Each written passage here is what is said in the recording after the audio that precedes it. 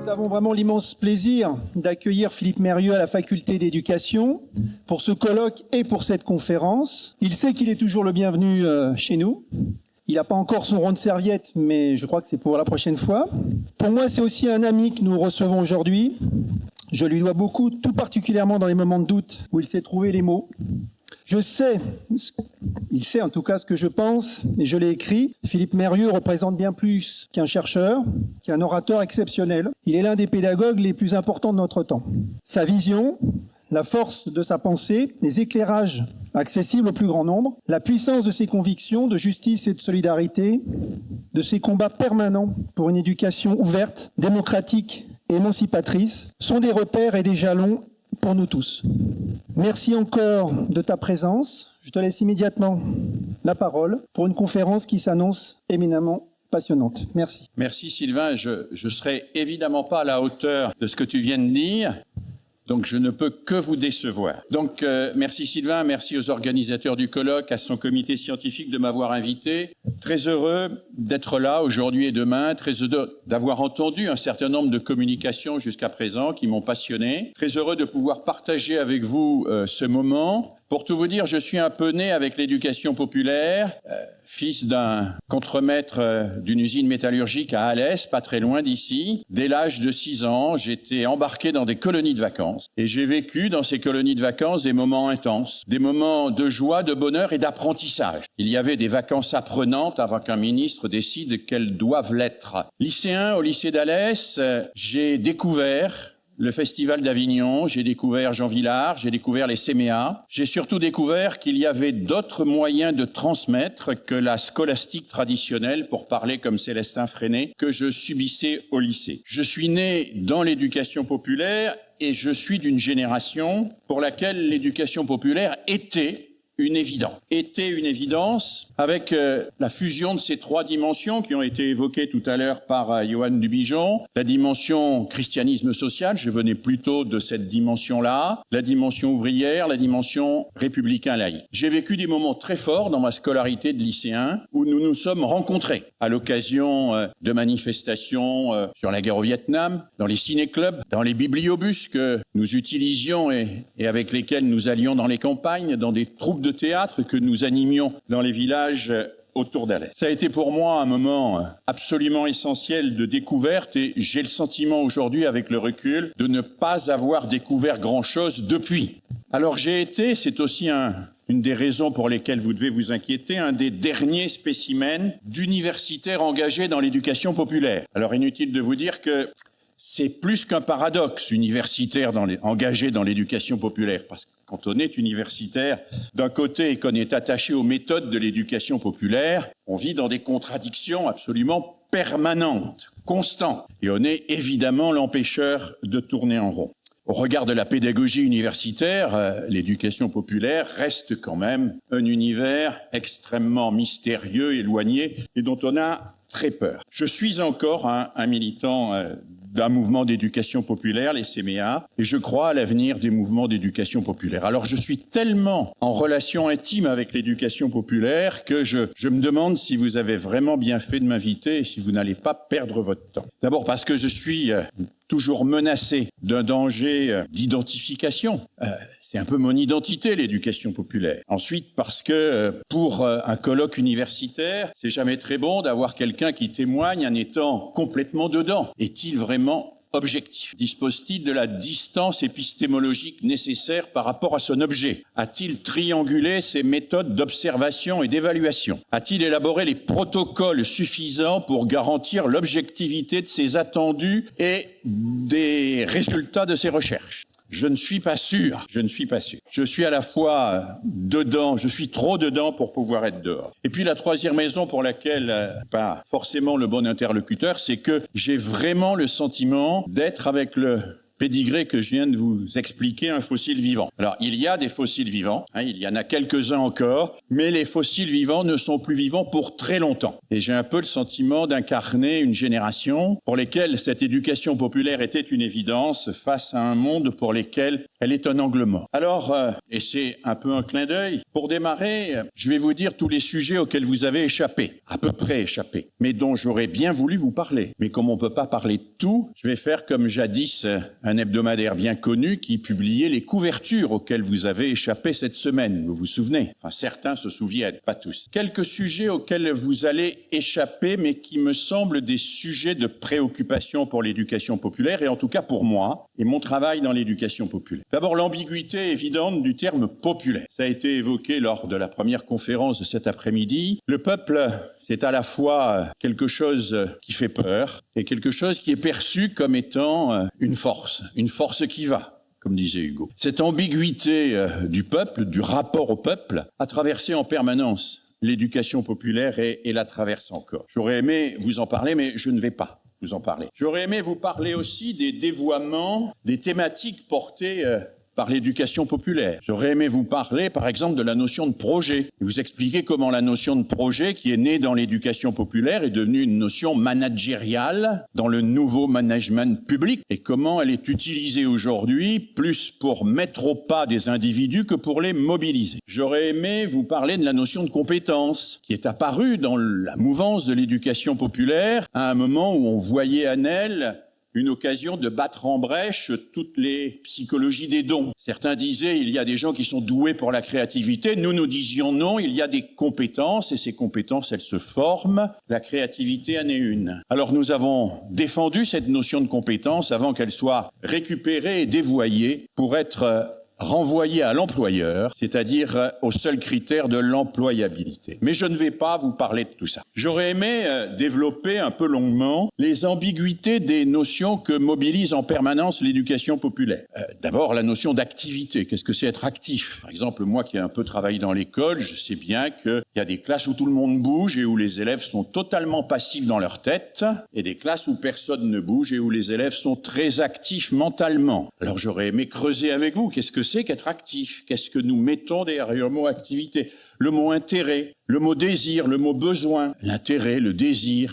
Est-ce qu'il faut se caler sur les intérêts des enfants? Qu'est-ce que c'est les intérêts des enfants? C'est ce qui les intéresse ou ce qui est dans leur intérêt? Parce que si ce qui les intéresse était dans leur intérêt, si ce qui est dans les intérêts les intéressait, il n'y aurait plus de problème éducatif. Ça fonctionnerait tout seul, ça marcherait sur des roulettes. Et on voit bien comment, autour de la notion d'intérêt, on pourrait passer du temps à décortiquer les choses, partir de l'intérêt des enfants, partir de l'intérêt des personnes. Oui, mais alors, de quel intérêt parle-t-on? Du besoin, de quel besoin parle-t-on? La motivation aussi. Exalter la motivation, n'est-ce pas exalter l'avant, quand il faudrait exalter le moment et le futur, c'est-à-dire plutôt la mobilisation? Si on s'adresse qu'aux gens motivés, on n'a pas beaucoup de chances d'échouer. On n'a surtout pas beaucoup de mérite de réussir. J'aurais aimé vous parler du mot d'autonomie et vous montrer à quel point ce mot était un mot difficile, compliqué, ambigu. Du mot d'autogestion, alors là on pourrait y passer beaucoup de temps. Du mot qui m'exaspère personnellement, de co-construction. Vous savez, on co-construit les choses aujourd'hui.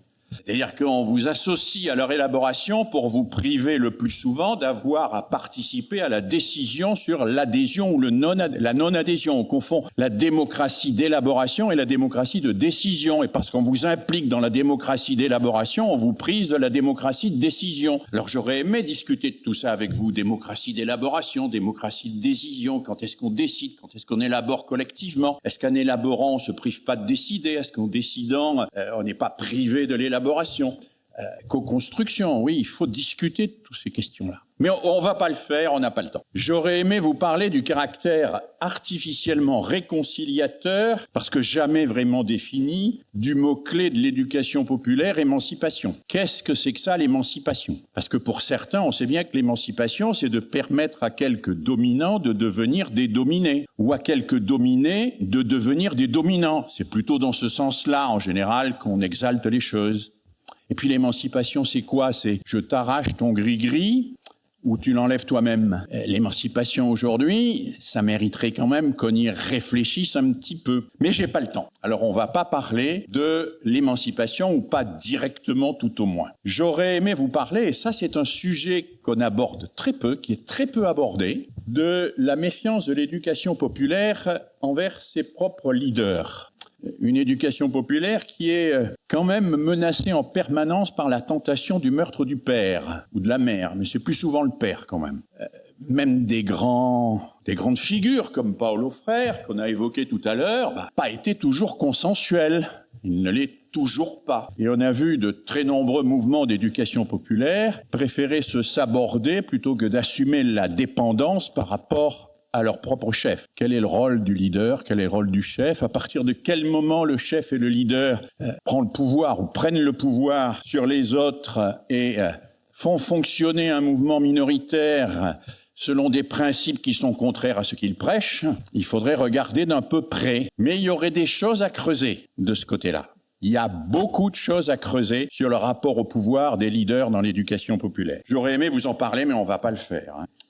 J'aurais aimé vous parler aussi plus longuement de l'angle souvent mort de l'éducation populaire sur les enjeux de domination dans ses propres collectifs. Parce que l'éducation populaire est toujours excellente pour parler de la domination entre les collectifs. Mais au sein de ses propres collectifs, elle est en général beaucoup moins bavarde, beaucoup plus muette. Ça m'intéresse d'autant plus que mes premiers travaux universitaires, auxquels je reste attaché, ont porté précisément sur cette question des rapports de pouvoir et de domination dans les collectifs. Et que, à cette occasion-là, j'ai observé, avec des méthodologies très minutieuses, à la fois des collectifs scolaires, de travail de groupe, de travail dit coopératif, mais aussi des collectifs d'adultes dans l'éducation populaire, dans des syndicats qui se revendiquaient de l'autogestion. Et qu'est-ce que j'ai pu observer? Eh bien que, au sein de ces collectifs qui se revendiquent de l'autogestion, la division du travail est assez rapide, même au sein de l'éducation populaire, et au nom de l'efficacité. Quand il faut montrer qu'on est efficace, on n'est pas très regardant sur la division interne du travail entre concepteurs, exécutants, chômeurs et gêneurs. Il y a des concepteurs à qui on donne le soin de concevoir les choses, des exécutants qui s'exécutent, comme le nom l'indique, des chômeurs qui ne font rien parce que s'ils faisaient rien, le résultat serait moins bon. S'ils faisaient quelque chose, le résultat serait moins bon. Et des gêneurs qu'on essaye de neutraliser. Alors, dans les collectifs d'éducation populaire, on n'échappe pas à cette différenciation des tâches et des fonctions. Et on est en général extrêmement bavard sur les systèmes de domination externe et très timide dès qu'il s'agit d'expliquer comment ça fonctionne entre nous. Très timide parce que sinon on en revient au point précédent, c'est-à-dire qu'on se demande s'il ne faut pas évacuer le chef. Avec tous les conflits que cela peut engendrer à ce moment-là. Mais je ne vais pas vous en parler. Je ne vais pas vous en parler parce que ce serait trop long et c'est des questions sur lesquelles il faudrait prendre beaucoup trop de temps. Alors voilà une série de choses dont je ne vais pas vous parler, mais dont je souhaite qu'elles restent, au moins à titre indicatif, comme ça, présentes sous forme de traces dans votre esprit, parce que je pense que c'est des questions que l'éducation populaire doit continuer en permanence à se poser. Je pense que l'éducation populaire ne peut pas brandir la notion d'intérêt de l'enfant sans expliquer ce qu'elle veut dire. Elle ne peut pas brandir la notion de coopération sans dire clairement et concrètement qu'est-ce qu'elle met derrière. Elle ne peut pas en permanence dire qu'on se réconcilie autour du projet d'une émancipation sans dire qui émancipe, comment et qu'est-ce qu'on met clairement et d'une manière précise derrière ce mot. Alors, c'est des objets de travail. Il faudra continuer à travailler là-dessus et pour le cinquantenaire de la faculté d'éducation, je vous promets de revenir, si je peux, on verra si on a avancé sur un certain nombre de ces questions. Alors, ce dont je vais vous parler maintenant, dans le temps qui me reste, après avoir énuméré ce dont je ne vais pas vous parler, l'éducation populaire, ça a été évoqué tout à l'heure par mon collègue, c'est une construction historique liée à ce que Luc Carton appelle la dimension culturelle du mouvement ouvrier. C'est une dimension historique, mais c'est aussi, je crois, une forme d'insurrection pour l'éducation. À un moment, l'entre-deux-guerres, où les lumières commencent à s'effacer, à s'éteindre, à se tamiser, comme dit un historien, où on voit monter la droite, l'extrême droite, le racisme, l'exclusion, l'essentialisation des individus. Au fond, quand on regarde avec le recul l'émergence de cette éducation populaire en contexte politique, on s'aperçoit qu'elle s'est très largement construite pour l'éducation contre la montée des fascismes qui menaçaient l'Europe dans les années 1930 et qui peut-être ne sont pas loin de la menacer encore aujourd'hui. On s'aperçoit que cette éducation populaire s'est construite pour dénoncer les théories du complot juif, complot maçonnique, qu'elle s'est construite contre tous ceux qui essentialisent les individus en les réduisant à leur origine, origine ethnique, origine sociale. Quelle que soit l'origine, disait l'éducation populaire, on peut échapper à la contingence. On n'a pas le droit de réduire quiconque à ce qui l'a fait. On doit toujours lui proposer de faire lui-même autre chose de ce qui l'a fait. L'éducation populaire, à ce titre, est vraiment un moment historique de l'entre-deux-guerres où on redit l'importance de l'éducation par rapport au dressage, par rapport à la répression, par rapport à l'exclusion au nom de ce qui dominait très largement à l'époque, qui était ce qu'un historien appelle, mon collègue Antoine Pro, un pessimisme anthropologique radical. Parce qu'au fond, derrière la pensée de droite et d'extrême droite, contre laquelle l'éducation populaire s'est levée, et par rapport à laquelle l'éducation populaire a été un acte de résistance, ce qui fait le fond de cette pensée d'extrême droite, c'est le pessimisme anthropologique. C'est l'idée qu'au fond, les humains ne méritent qu'une chose, c'est la carotte et le bâton. Et que la seule manière de les faire grandir, c'est la répression, la sanction, la punition. Les humains seraient des êtres profondément et naturellement enclins à l'agressivité que des chefs charismatiques ou violents devraient dresser et faire marcher au pas. C'est ce pessimisme anthropologique radical qui est au cœur de l'idéologie de droite et d'extrême droite. C'est au nom de ce pessimisme anthropologique radical qu'on peut nous dire en permanence que la prévention, on n'y croit pas vraiment. Que l'essentiel, ça reste quand même la répression. Et c'est contre ce primat de la répression sur la prévention que l'éducation populaire dans les années 30 s'est constituée. C'est constitué en disant qu'il faut anoblir les hommes, anoblir les humains, et que c'est par là qu'on construira une société plus vivable, et non pas en développant le contrôle, en développant le tri, en développant toutes les formes d'assignation à résidence. Alors mes amis, je suis inquiet aujourd'hui parce que je crois que le pessimisme anthropologique est à l'œuvre profondément autour de nous. Je crois que l'aspiration à la paix sociale par la sanction et par la répression l'emporte aujourd'hui à la volonté de construire par la prévention une société plus humaine et solidaire. Et je crois que, à cause de cela, oui, l'éducation populaire est toujours et fondamentalement d'actualité. Pour une émancipation authentique, une émancipation qui donne à chacun la possibilité, comme disait Pestalozzi, de se faire œuvre de soi-même et d'être assigné à rien.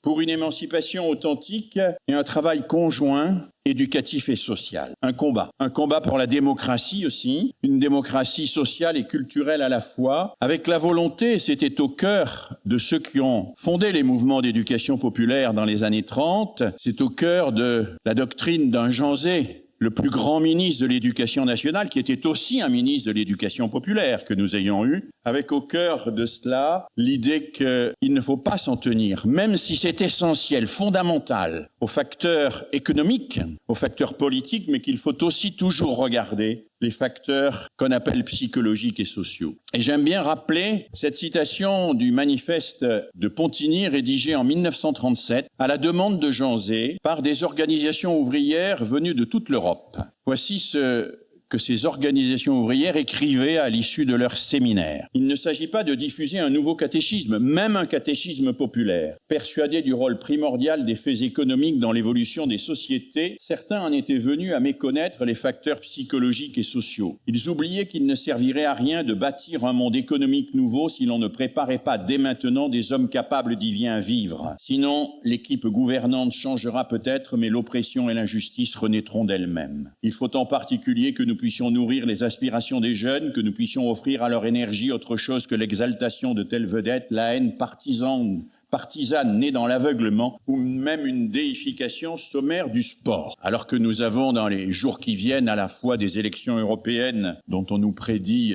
un résultat inquiétant et les Jeux olympiques, il est bon de méditer à nouveau les propos du manifeste de Pontigny. Oui, préparer les humains pour qu'ils puissent vivre dans une société plus juste et solidaire, c'est un combat, ce sont des projets, ce sont des méthodes qui émergent dans l'entre-deux-guerres, qui ne seront jamais, ça ne sera jamais un long fleuve tranquille, l'éducation populaire. Ça sera toujours un lieu de conflit, un lieu de contradiction, un lieu de débat. Et c'est bien qu'il en soit ainsi. Pour me demander, en allant un petit peu plus loin, si tout cela est encore d'actualité, si cette éducation populaire est encore d'actualité, je voudrais m'interroger sur la visée de l'éducation populaire, au fond, et sur ce qu'elle souhaite réconcilier, réparer. Pour moi, l'éducation populaire a été et reste aujourd'hui un effort pour opérer 3 réconciliations fondamentales. Réconcilier le pédagogique et la politique, l'élite et le peuple, l'émancipation individuelle et la construction du commun. 3 réconciliations à la fois nécessaires et impossibles. Et je voudrais développer avec vous ce soir cette idée que l'éducation populaire, j'allais dire l'éducation nationale, et à quel point je suis déformé, que l'éducation populaire est intéressante parce qu'elle est un travail et non pas une doctrine. Un travail dans des contradictions, un travail dans des tensions, un travail où les gens se coltinent avec des problèmes compliqués et tentent de les résoudre sans jamais penser les avoir résolus. 3 réconciliations à la fois impossibles et nécessaires. Des réconciliations impossibles si l'on confond réconciliation et superposition. On ne superposera pas l'élite et le peuple. L'éducation populaire le sait. Les grands penseurs de l'éducation populaire, je l'évoquerai tout à l'heure, le disent et l'expliquent. Mais ce n'est pas pour autant qu'on doit se résigner à ce que ces 2 entités soient à jamais séparées. Ce n'est pas parce qu'on ne peut pas réconcilier définitivement en superposant les choses que l'on ne peut pas tenter de les mettre en relation, en interaction. Ces réconciliations, l'éducation populaire les considère comme nécessaires dès lors que l'on renonce à aucun des 2 termes et qu'on s'efforce de promouvoir une interaction pour une fécondation réciproque. Alors, on pourrait illustrer cela, bien sûr, et montrer en reprenant une vieille idée kantienne que c'est le passage de la contradiction à l'antinomie, et c'est la possibilité de transformer une opposition théorique en levier pour la pratique.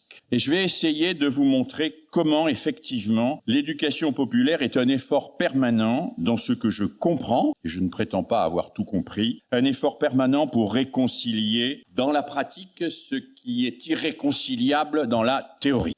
Réconcilier d'abord la pédagogie et le politique. Une réconciliation impossible. Hannah Arendt nous le dit, on n'éduque pas les adultes. Il y a une frontière entre l'enfance et l'âge adulte, c'est celle du passage à la citoyenneté. Cette frontière, elle est arbitraire. Il ne se passe rien la nuit de nos 18 ans. Nous ne recevons aucun esprit saint, aucun esprit citoyen ou républicain. Et cette frontière, nous dit Hannah Arendt, est absolument indispensable parce que c'est elle qui rend possible la démocratie. Il n'y a pas d'éducateur des adultes, au sens où nul ne peut décider à la place des adultes de ce qu'ils doivent décider eux-mêmes. Les enfants ne peuvent pas décider eux-mêmes quelle langue ils vont parler, quelle matière ils vont étudier à l'école. Les adultes doivent décider eux-mêmes de leur avenir et de leur destin, et il faut qu'il y ait une frontière. C'est la raison pour laquelle Hannah Arendt explique, et elle a raison, qu'on n'éduque pas les adultes. À la limite, on les instruit, on les forme. Il peut y avoir une formation des adultes, mais c'est une formation choisie par eux. Ce n'est pas une éducation au sens où l'on choisirait pour eux des valeurs et des contenus d'apprentissage. C'est quelque chose qu'ils choisissent eux-mêmes. Il y a donc une logique spécifique à l'éducation et une spécifique aux politiques. Et Hannah Arendt nous le montre avec une conviction et une rigueur qui me paraissent implacables. Mais réconcilier la pédagogie et la politique, c'est impossible, et pourtant c'est nécessaire. Et pourtant c'est nécessaire parce que les frontières sont arbitraires. La nuit des 18 ans, ça ne signifie pas grand-chose. Il y a des enfants qui, à 15 ans, sont plus matures que des adultes de 50, et l'inverse est vrai. Les frontières sont arbitraires. Le droit, nous en avons besoin, nous sommes des sujets de droit, mais nous avons besoin aussi de prendre en compte chacun comme des sujets de fait. Et puis, l'éducation populaire nous aide à comprendre quelque chose de très fondamental à mes yeux, et elle est au cœur d'une difficulté essentielle autour de ce que nous pourrions appeler, avec un petit danger de ne pas être complètement en adéquation avec le vocabulaire de l'époque, la politique de l'offre. C'est Bourdieu, à la fin de son petit traité sur la fréquentation des musées, qui écrit cette phrase, qui a un caractère définitif, comme souvent chez Bourdieu: « Toute offre de biens culturels renforce les inégalités. » Toute offre de biens culturels renforce les inégalités. C'est vrai, nous avons en France multiplié par 5 en 20 ans le nombre de places de spectacles vivants. Nous n'avons multiplié que par 1,1 le nombre de spectateurs au théâtre vivant. Ce sont simplement les mêmes qui y vont plus souvent. Toute offre de biens culturels renforce les inégalités parce qu'elle est relative à la capacité à identifier le plaisir qu'on peut y trouver et que pour beaucoup on ne connaît pas.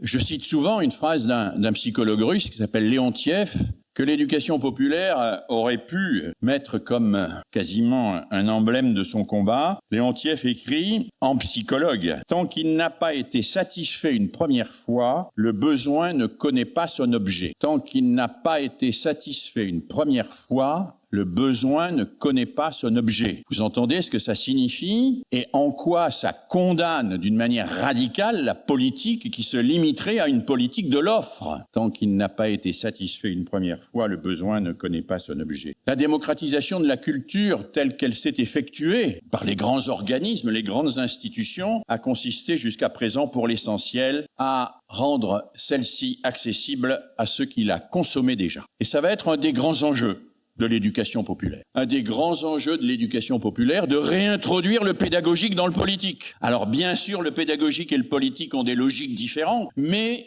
néanmoins, on ne peut pas se contenter de présenter les savoirs et la culture sous l'angle d'une politique de l'offre, en laissant les privilégiés s'en saisir parce qu'ils connaissent, eux, le plaisir et l'intérêt qu'il y a à consommer cette culture. Réconcilier le pédagogique et le politique, réconcilier l'élite et le peuple. Tâche impossible. L'éducation, on peut même dire la culture, suppose toujours une forme de dénivellation, au risque de basculer dans le relativisme et la démagogie. Je dirais à quel point ici je suis un peu rétif à l'égard de certaines affirmations de Franck Lepage, qui a été cité tout à l'heure, quand il dit par exemple « L'éducation populaire n'aime pas l'art parce que l'art fait aimer la hiérarchie ». Quand il explique que l'organisation des structures et des institutions culturelles entre professionnels et amateurs est une manière d'infantiliser une partie de la population et d'assujettir l'une d'entre elles à l'autre. Je sais que c'est compliqué.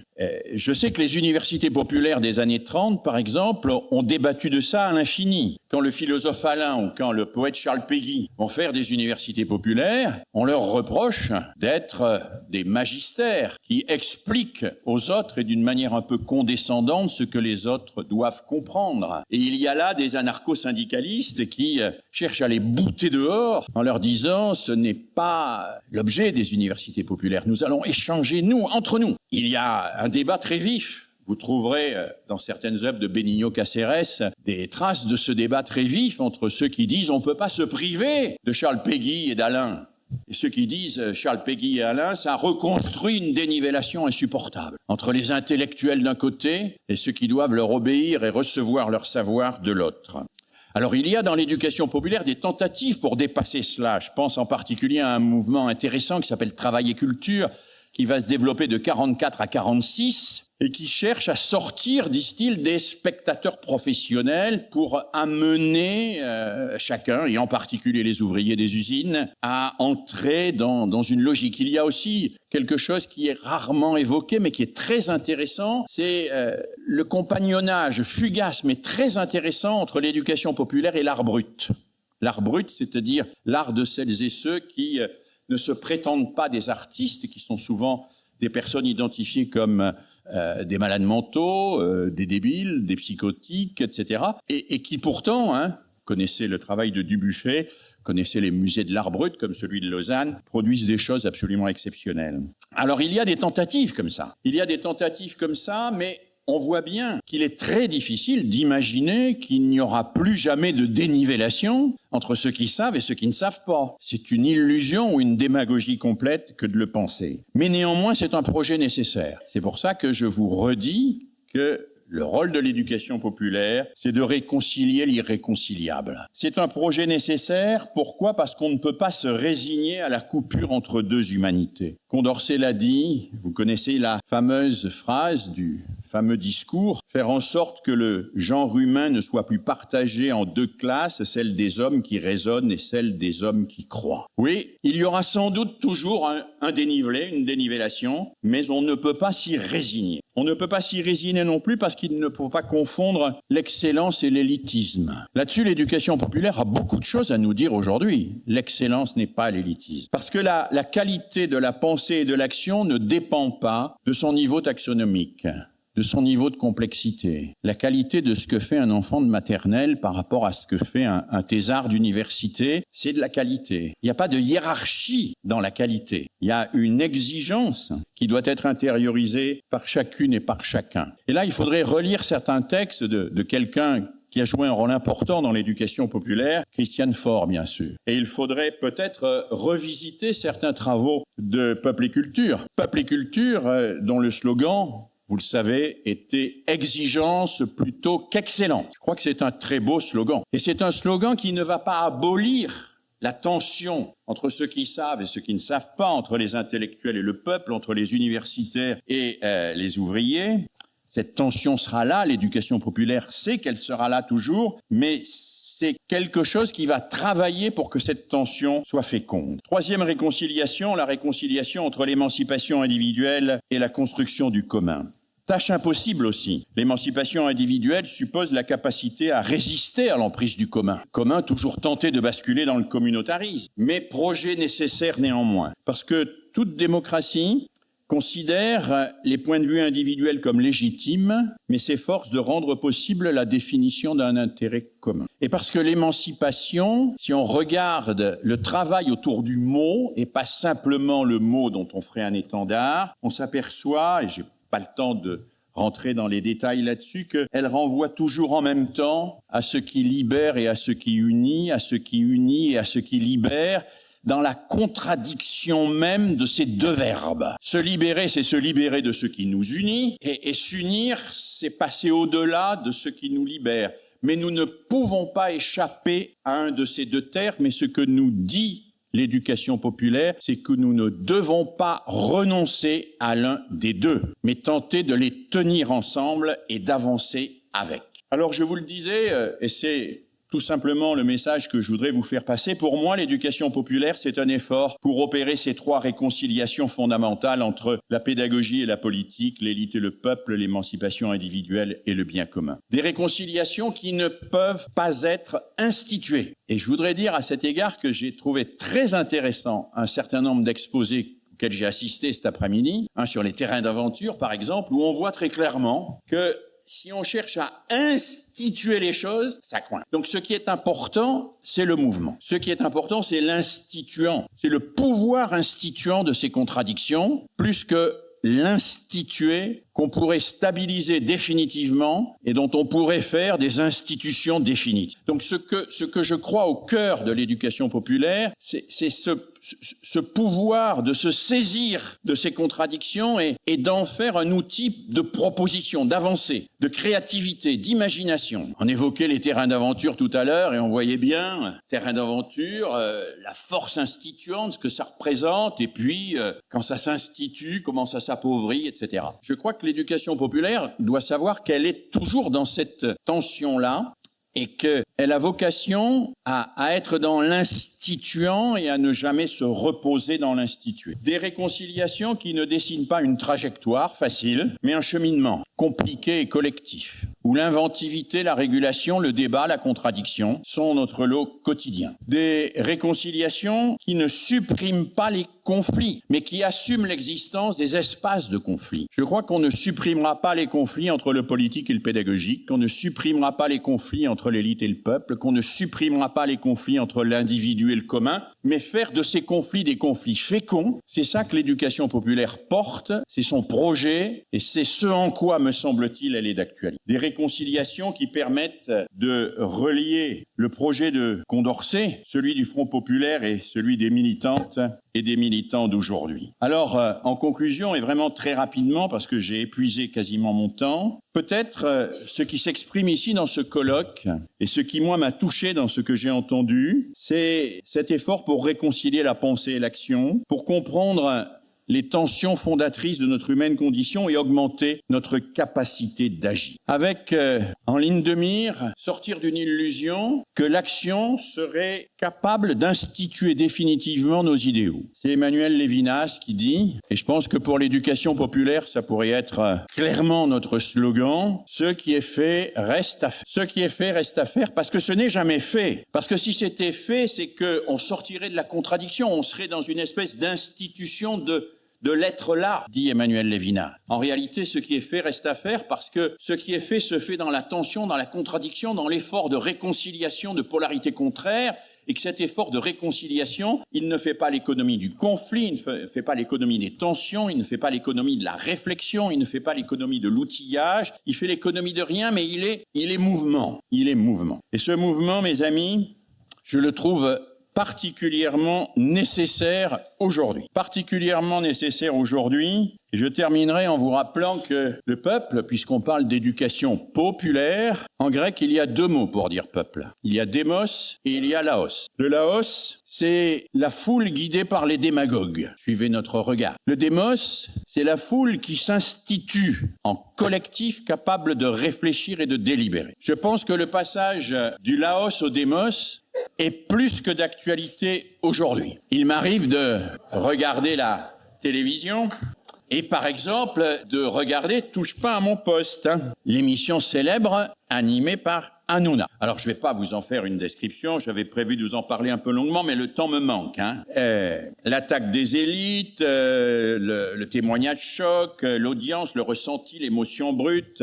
Et derrière tout ça, bien sûr, le pessimisme anthropologique radical. Tous les hommes sont méchants. Et la seule manière d'en sauver quelques-uns, c'est la gentillesse des animateurs télévisés. La foule derrière le gourou, chauffée à blanc par les slogans populistes. La foule derrière le gourou, chauffée à blanc par les slogans populistes. Le temps libre, envahi par la démagogie et l'espace marchand. Il me semble, mes amis, que la résistance est bien évidemment aujourd'hui politique, économique, mais qu'elle est aussi culturelle, et que nous dire qu'il nous faut faire le chemin inverse qui nous a conduit de Condorcet à Hanouna, pour aller peut-être de Hanouna à Condorcet, ça me paraît vraiment un des objectifs fondamentaux, une des priorités absolument essentielles de notre temps et une des finalités majeures de votre colloque. Voilà, je vous remercie de votre attention.